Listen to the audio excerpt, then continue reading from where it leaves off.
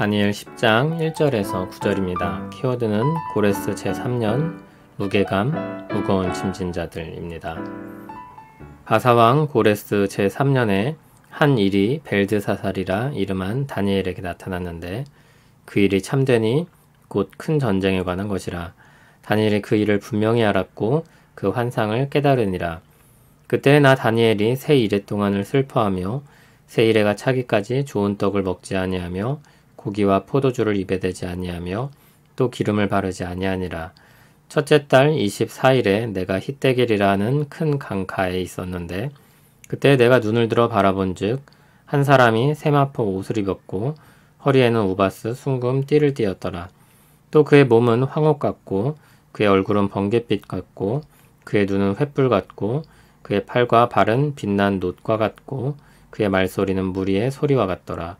이 환상을 나 다니엘이 홀로 보았고 나와 함께한 사람들은 이 환상을 보지 못하였어도 그들이 크게 떨며 도망하여 숨었느니라.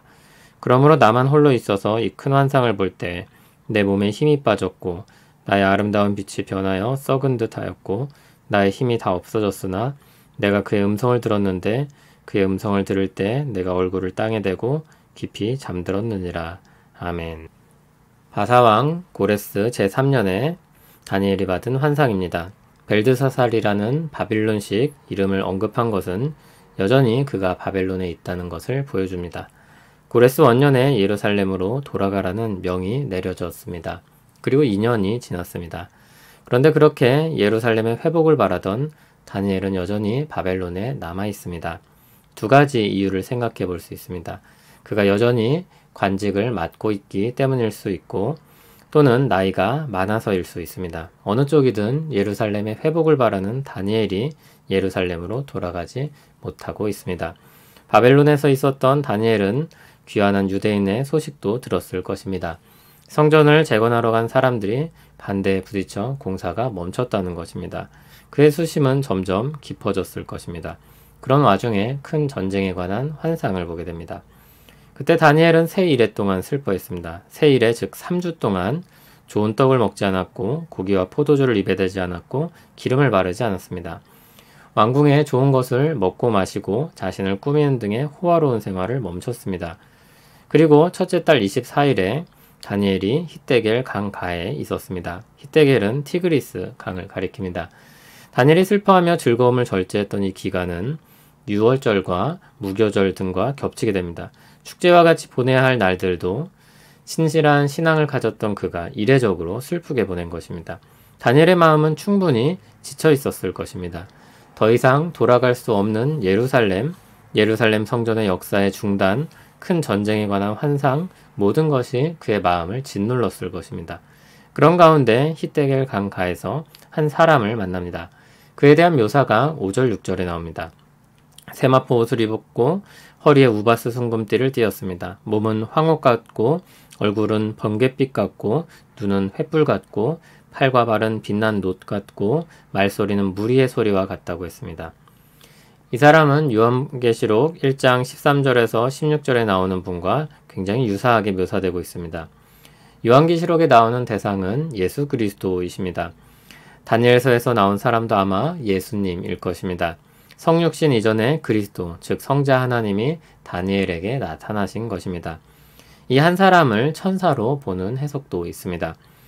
한 사람의 환상은 다니엘 홀로 보게 되었는데 하나님 앞에 선 이사야 선지자가 죽음의 공포를 느끼고 압도되었듯이 다니엘도 비슷한 감정을 느꼈습니다.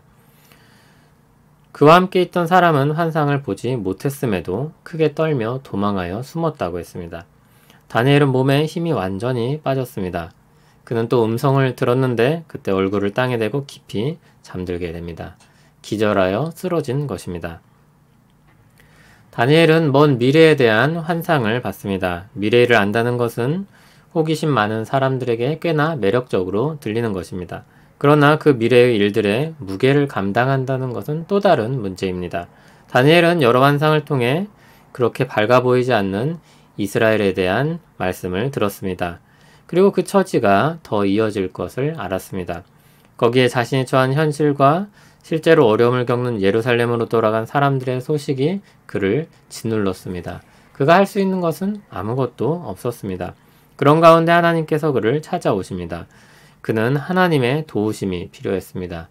그의 처지를 아시는 하나님은 그에게 찾아가 그에게 필요한 말씀들을 주십니다. 그런데 거룩하신 하나님의 영광의 무게는 엄청난 것이었습니다. 거룩하지 않은 인간 존재로 하나님 앞에 선다는 것은 큰 두려움을 불러일으키지 않을 수 없었습니다. 다니엘은 계시의 말씀을 맡은 자로서 짊어져야 할 짐들이 있었습니다. 그는 어두운 미래의 실상을 알지만 바꿀 수도 없었고 못 본 척 할 수도 없었습니다. 하나님이 정한 기한 동안 고통스러운 시간들도 있으며 그것이 그에게 계시되었습니다. 그리고 그는 그것을 바라보아야 하는 처지였습니다. 더불어 그는 하나님의 영광의 무게를 느끼는데 그것은 그 누구도 짊어질 수 없는 것이었습니다. 하지만 다니엘은 지금 스스로 질 수 없는 짐을 홀로 지고 있습니다. 하나님은 그런 그를 위해서 찾아가셨고 그를 만나십니다. 주님은 수고하고 무거운 짐진 자들을 부르십니다. 그리고 그 모든 죄로 인한 짐들을 주님께 내려놓으라고 말씀합니다. 그리고 주를 따라 살라고 말씀합니다.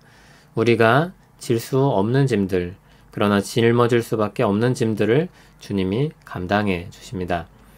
그리고 우리에게 맡겨진 새 삶을 살도록 주님은 우리를 이끌어 가십니다. 주님의 말씀을 의지하여 주님께 우리 짐들을 맡기길 바랍니다.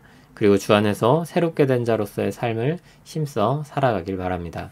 하나님 아버지, 주의 자녀들로 하여금 죄로 인한 삶의 무게에 짓눌리지 않게 하시고 주께 그 짐들을 내려놓고 자유를 얻게 하옵소서. 우리에게 주어지는 새 삶의 기쁨을 알게 하시고 즐거움으로 주를 향해 사는 우리 되게 하옵소서. 예수님 이름으로 기도합니다. 아멘.